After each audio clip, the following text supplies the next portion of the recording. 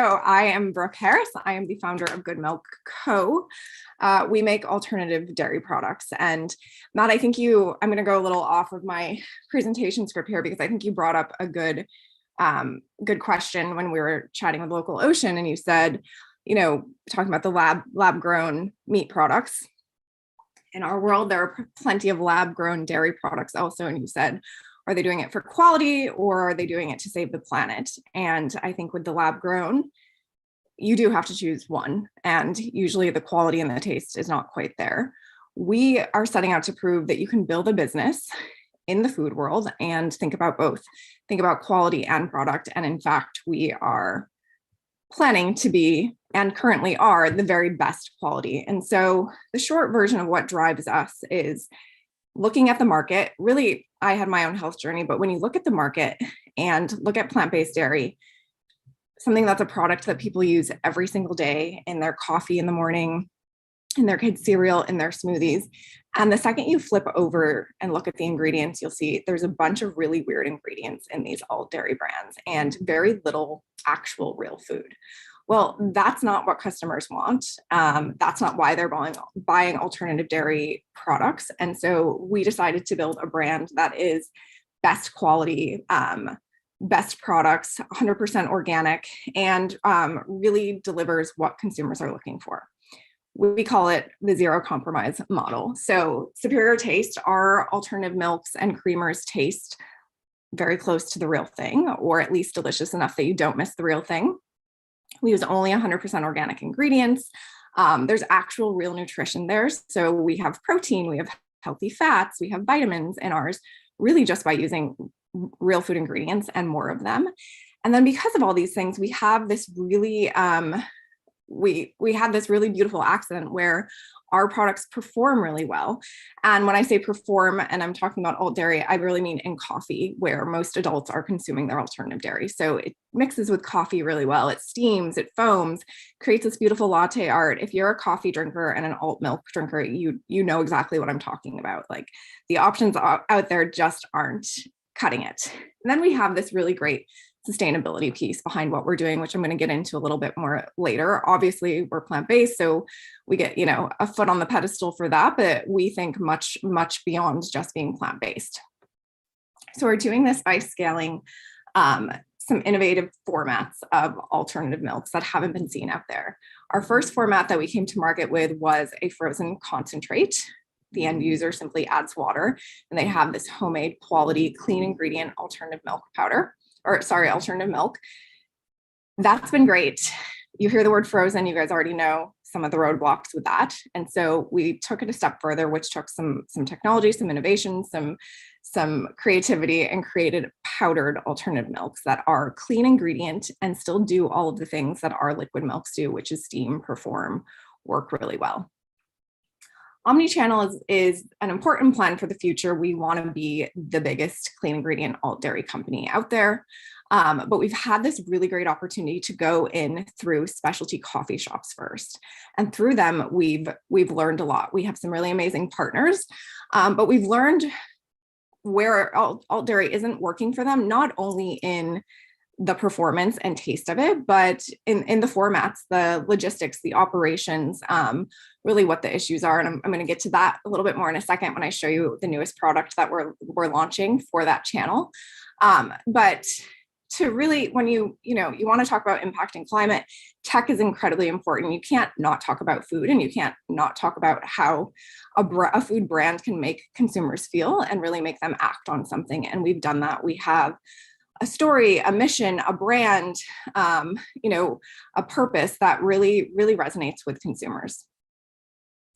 I'm going to hop off of this for a minute. We can get into the sustainability of all of our other things, the fact that we use hemp seeds, we use dry farmed almonds, everything's organic. We have really sustainable packaging with our frozen format. But I want to show you guys the newest product that we are launching literally in 3 weeks. We have it with some test partners right now. 10 seconds. First of their kind, barista milk powders. And the sustainability piece of this is incredibly exciting because we are going to eliminate Tetra Pak waste from the cafe scene. Some of our partners will literally eliminate hundreds of thousands of Tetra Paks from being used a year. Time is up. As a quick question, what exactly is a Tetra Pak? Yeah, great question. So Tetra Pak is a carton. Any freaking carton you see out there, pretty much, that is has a shelf-stable product in it. Tetra is the company that makes them. So these cartons are they're made with layered materials, and a lot of the materials are recycled allegedly, but the actual Tetra itself, because of the way it's made, cannot be recycled.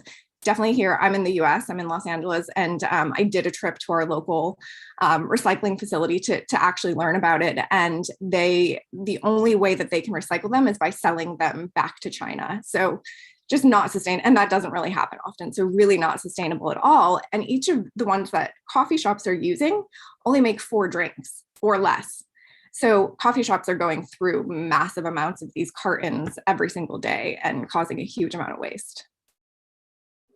Interesting. Well, thank you for sharing and getting part of our coffee kick going. I want to kick it off to the other investors now, panelists. Who wants to jump in and ask Brooke something first? I'll start. Thanks so much for your presentation, Brooke. As someone who drinks a lot of almond milk, I'm very excited about your product. And as someone who looks at the labels and is appalled by all the ingredients on the list, I'm curious what the shelf life of your product is. So if I were to go make almond milk, I have to consume it pretty quickly. I think like a lot of those added ingredients are preservatives. So can you talk a little bit about the shelf life of your product? Yeah, so that's where the innovation comes in our formats. We had to create different formats in order to extend that shelf life. So frozen is the oldest, preservation method known to man. Frozen was our first method. That product will last several years in your freezer. Once it's thawed, it has 5 to 7 days, just like any other alt milk that you open. The powder we're really excited about because the short answer is eternity. We basically have just extracted water, so it has below a 0.02% water activity. So it will last a very long time. And maybe where do you stand, in your company life cycle? Like, is it now like product is done and like the whole focus is sales? And maybe also to put this into perspective of the round that you're raising and the funds that you want to. We're raising, thanks for the question. We're raising our seed round. It's a $3 million round, and we've closed and funded $2 million of the 3. We had launched first that frozen format into the cafe space. And so we did like around $1.5 million last year with that frozen. We'll do two this year with just the frozen. And then we're literally 3 weeks away from launching the powders in that cafe space. We have tested powders D2C just to see how people would react to them, and that's been well. And so there's a small amount of revenue that comes from online sales as well. Awesome. But now the focus is on like growing your sales team across the US. Yeah. So you can imagine an R&D, the R&D process just to make this powder, this version of the powder had to be the 2 keys are it had to be easily dissolvable. So the way our users will use it is they'll scoop it out of the bag into a reusable bottle, take it over to the sink, fill it up with water, and give it a shake. And so big hurdle to get it dissolvable in that way with any temperature water and really easily. And then the performance piece, it had to steam and texturize and mix in really well with coffee. So those were our 2 hurdles. It took us about 3 years to create a product that worked that way. We've been doing a ton of testing behind the scenes. We brought panels in, we brought baristas in. Last Thursday, I had my first sales meeting with a really big account with it live in person. And I sat in my car after and cried because it went so well. Like everything that we wanted it to do and prove, it did. And it was really cool to see these like big names in the coffee industry validating it. So now we're just off to the races on sales. Awesome. What does that off to the races on sales strategy look like? Yeah, thanks for asking that. We're really lucky that because we've been in this category for a few years. So we've gotten to know a lot of the big players in coffee and become really friendly with them. And the biggest obstacle we kept coming across was the frozen form factor is an issue. There's people it works for, but these bigger partners, a lot of them, it won't work because of volume and logistics. And so we have the contacts for pretty much all of the partners that we want. And now it's just reaching out to them and showing them this product. And how quickly do you think you can scale? Yeah, Very quickly. So we're launching what we're calling internally our pilot launch, which will be 6 months.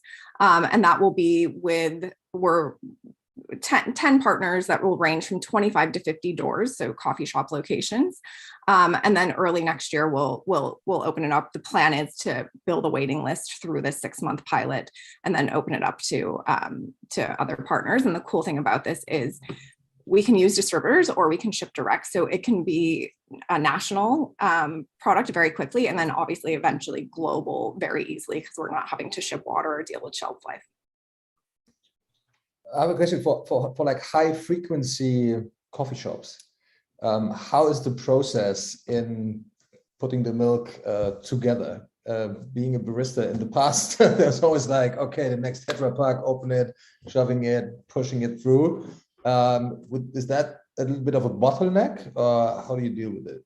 So as a barista, you know the pain of making plant-based lattes and how they like don't ever turn out the way you want them to. They don't taste the way you want them to.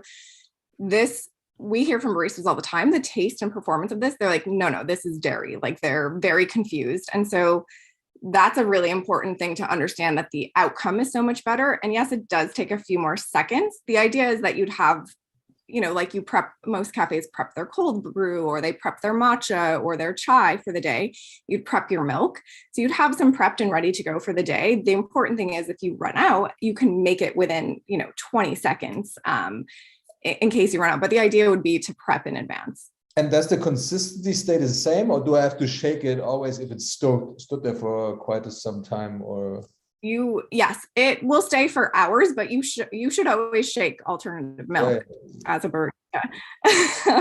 That's one of the rules, one of the barista rules. You pick up the bottle and you shake it. So it'll, in that sense, shelf life once made, the operation, it'll work very much like the boxed shelf stable alt milks that they're used to.